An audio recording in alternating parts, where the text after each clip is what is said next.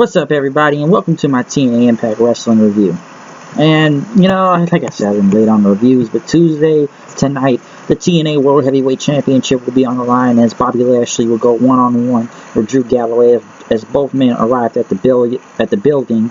Pretty much both looked at each other, coming from separate ways, and started brawling, saying, "I will finish you" to each other. So, we're really hyping this TNA title matchup tonight as the Willow came out, whoever the Willow is, and had this distorted voice saying he has no regrets. As Jeff Hardy came out then, he told, "This is my creation, and you're just a shadow, Willow. Do you love? Do you hate? I will expose you." As Jeff Hardy pretty much hit him with a twist of fate, winning the match. And pretty much then another Willow came in the ring as Jeff tried to unmask the first one, a bigger one.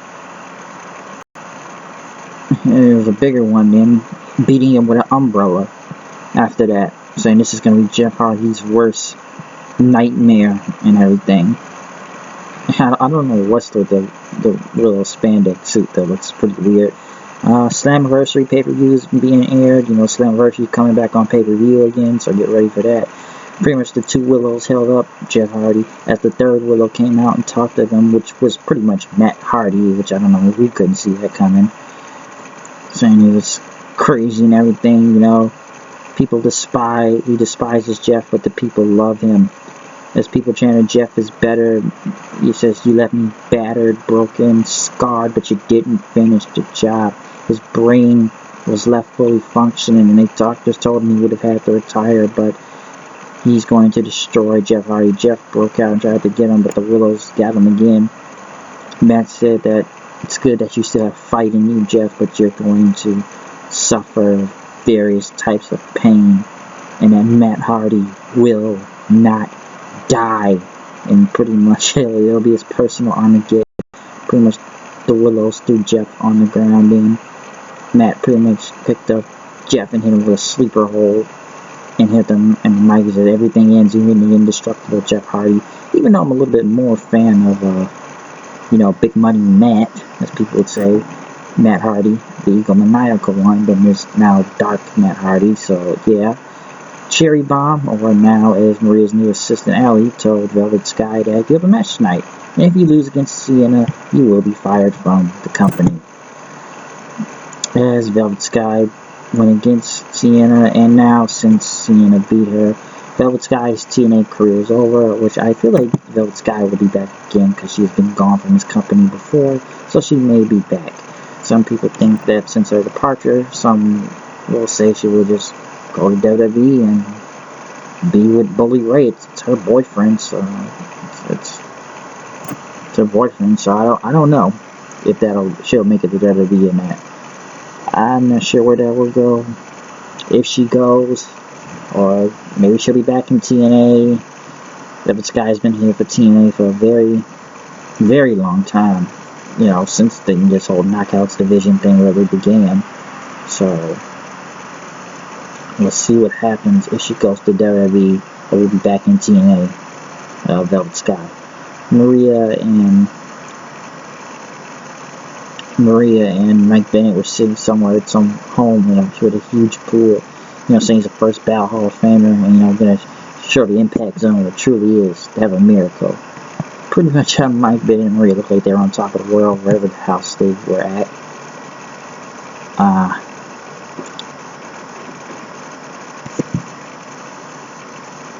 Dixie Carter.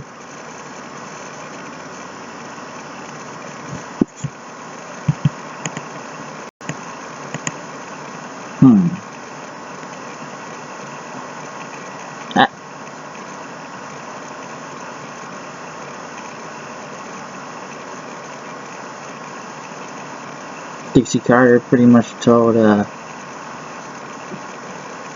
I guess, someone in the back that since they can't keep Galloway and Lashley away from each other, we're gonna have a lumberjack match, which is kind of stupid. Which is not gonna be a clean finish. And whoever in creative made that up to make us say that, just make Dixie look stupid for some reason. I don't know why, but it seems.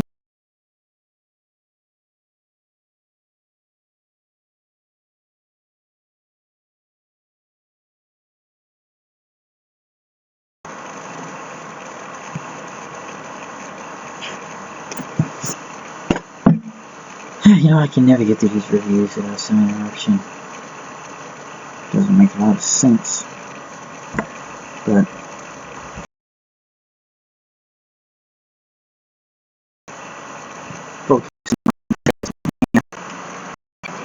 Mike Bennett, Maria came out then, talked about EC3 as he said he will not face him at Slammiversary.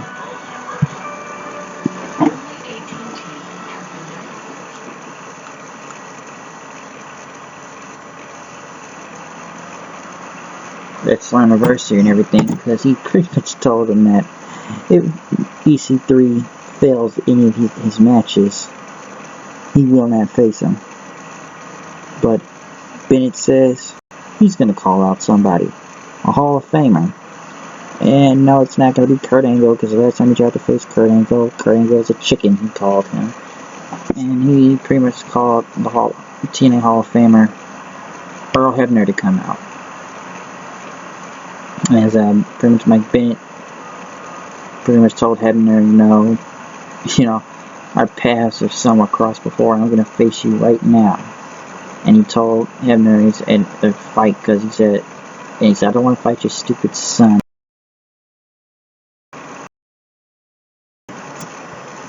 Earl Hebner, Mike Bennett in the face a lot of times, and he didn't want to do nothing, but pretty much when he knocked Hebner, when Hebner hit back, and Mike Bennett knocked him to the ground, pretty much Hebner kicked out, which got a tremendous pop. And then after that, pretty much he kept hollering at the referee, and pretty much Earl Hebner low blowed Mike Bennett and was about to win, but he pretty much kicked out again. Hebner was going to go for something else, but Maria distracted him. Hebner took out his shirt ready to fight, but Mike Bennett hit him with a big boot and left him there and pinned him. Pretty much after that, EC3 came out to stop this, and you had your road to redemption last week with Rockstar Spud, but now you'll be in a last man standing match with a bigger opponent, Tyrus, as he jumped the crowd and attacked him from behind him.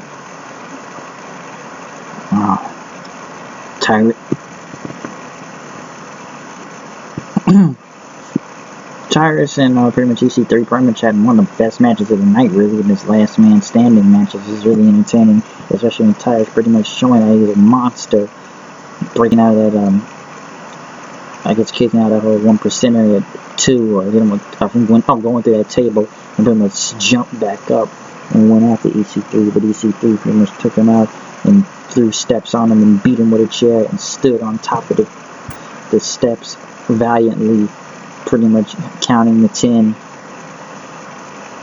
as EC3 pretty much was made look strong. And the build they're doing for Bennett versus EC3 at Slammiversary looks like it'll be a really great match.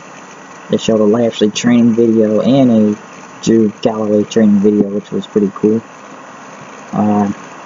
The X Division, Gregory Helms pretty much came out with whatever his team is called, with Trevor Lee and then Drew Everett to go against Eddie Edwards and DJZ, which Eddie Edwards and DJZ got the win. I wish they would have the Xena Ion, and it looks like they almost forgot about the X Division title, because they focus on they got more focus on this whole Gregory Helms dynasty thing, so I'm not sure where that's going. Bram walked out to the ring with the King of the Mountain Championship as Eli Drake came out with his talk show with the dummy, and he pretty much kept calling him dummy, and he can face whatever anytime he wants, and he's going to save Bram humiliation and everything, just let him get the title right now. But Bram pretty much says, you're not taking this title from me, you're not getting it all, not tonight, as Bram pretty much grabbed Drake and threw him over pretty much into the outside of the ring then. Eli Drake's a great talk, but I'm not sure about this whole, talk thing they're doing. EC3 pretty much went to Bennett then, and you know, and Maria saying that you have one more obstacle pretty much, and all you have to do is get through Matt Hardy next week. And Matt Hardy's not looking good nowadays, so yeah. As the Lumberjacks headed to the ring, which I didn't know Chris Melendez and a lot of wrestlers are still there. Bobby Lashley went against Drew Galloway for the TNA title, which was really turned out to be a great match, and I guess say a finish into a no contest then. It pretty much turned with everyone beating each other up with thousands of outside dives. It wasn't no finish, really, since more wrestlers got into the ring and attacked each other. DJ Z pretty much entered the ring and hit a big jump, and then Robbie E pretty much jumped, and then Trevor Lee with another outside dive, and Andrew Everett pretty much superplexing Eddie Edwards on top of there. Then Lashley's in the ring. Bram takes him out with a running knee. Drake pretty much hits him with a briefcase. Hardy hits the twist of fate. Matt Hardy then comes and attacks him, pretty much jeffing him brawl to the back. Bennett gets in the ring, throws out Drake, but EC3 is right there, then scaring off Bennett. Lashley speared him after that. Drew hit him with another Claymore kick, I believe, and then went for one more high jump. And I guess we should save this match till Slammiversary, so it could be really good if we just save it till that time. If, you know, it's a great outcome of it, which I think will be a great match at Slammiversary, but they were really hyping this match throughout the whole night. You'd think somebody would walk away clean, but this is a Lumberjack, so we know a whole bunch of craziness is going to go on out there. Overall, it was a really great episode, and hopefully they're making these matches feel big for Slammiversary, and that'll be a great pay-per-view, better than last year's when we had Jeff Jarrett King of the Mountain title. So,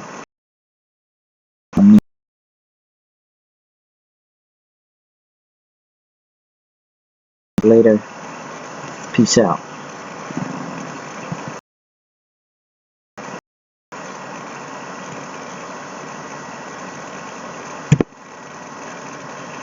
Turn off.